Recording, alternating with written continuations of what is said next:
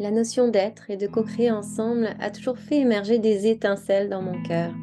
C'est ensemble qui nous permet, un humain à la fois, d'écrire de nouveaux récits pour nos aujourd'hui et nos demain, des récits inspirés, teintés d'amour et de collaboration. Alors, dans un élan naturel de partage, cet espace naît enfin, un espace de réflexion, de partage, d'échange, d'écoute, sans montage et sans flafla. Un moment qu'on passe ensemble pour explorer, ressentir, expérimenter de nouvelles façons d'être et de faire pour nos aujourd'hui et nos demain.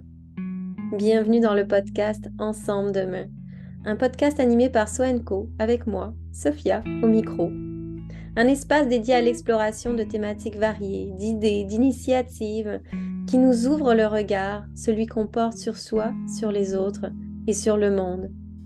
Ici, il n'y a pas de vérité, il n'y a pas de certitude, il y a juste des ressentis partagés, des perspectives, des voies de réflexion, des récits pour inspirer positivement le changement. Parce que j'ai cette conviction profonde que c'est dans le ensemble, dans une démarche de connexion à la fois individuelle et collective, qu'on est en mesure de réimaginer le monde autrement. Un monde plus humain, plus juste, plus en santé, plus vivant.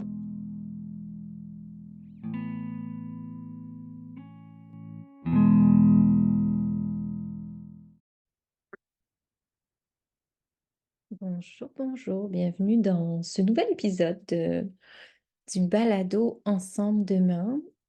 Euh, Aujourd'hui, j'avais envie en fait d'aller dans un thème peut-être un peu plus profond encore que d'habitude.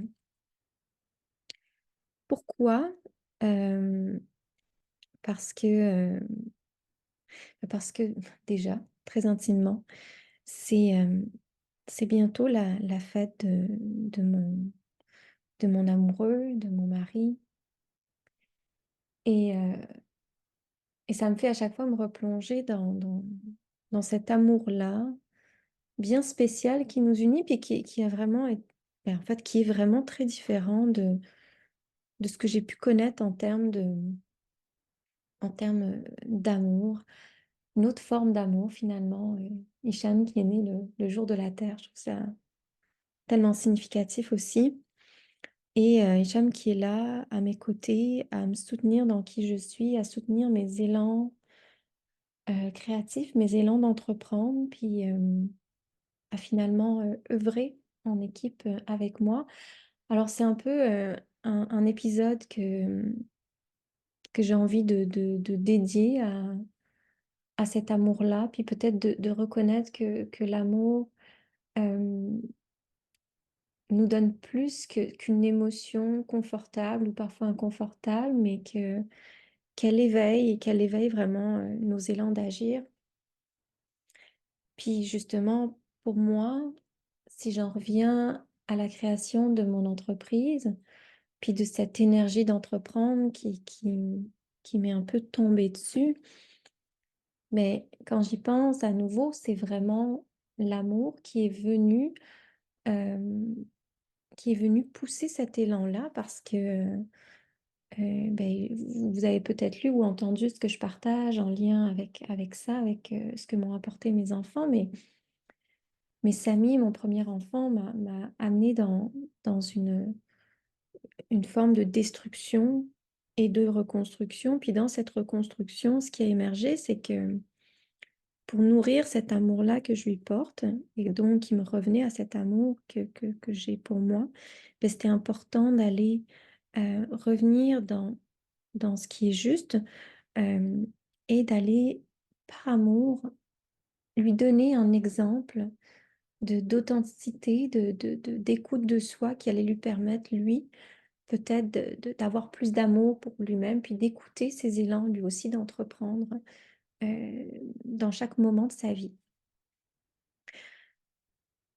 Et puis, ce que ça m'est venu à me poser comme question, c'est est-ce que l'amour de l'autre, l'amour du monde, ne serait pas comme un remède puissant finalement au travers tous les liens invisibles qu'il vient créer finalement entre tous.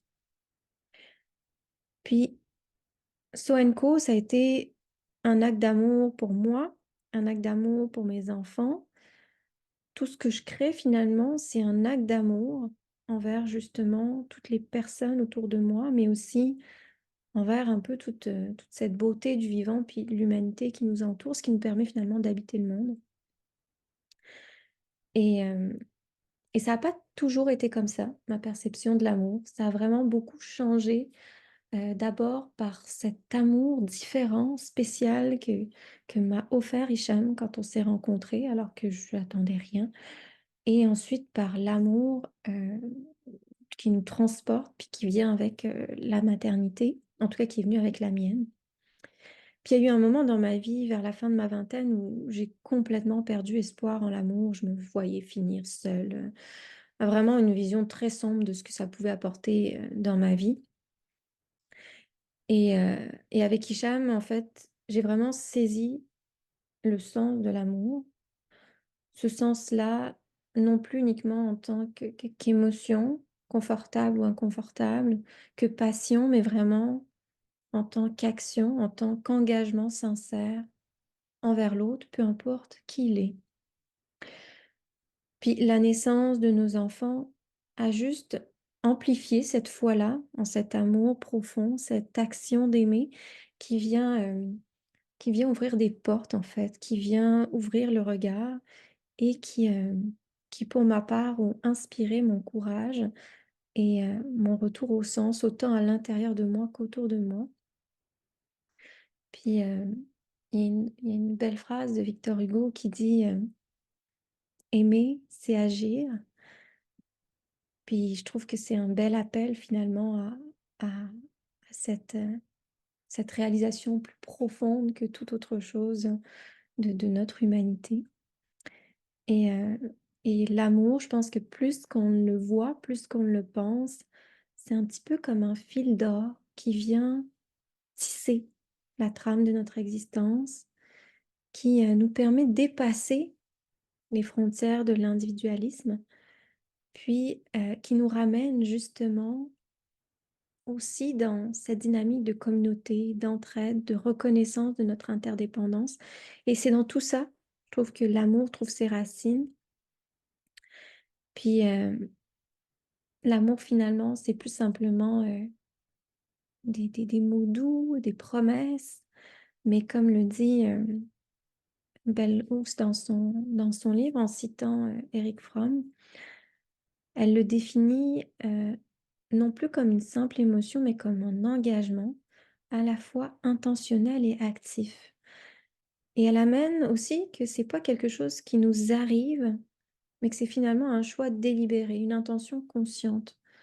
Donc elle l'amène dans sa nature dynamique. Puis Bell Hooks, justement, dans son ouvrage qui a vraiment été précieux sur mon chemin, euh, elle offre cette perspective-là, précieuse sur les éléments qui constituent cette action d'aimer.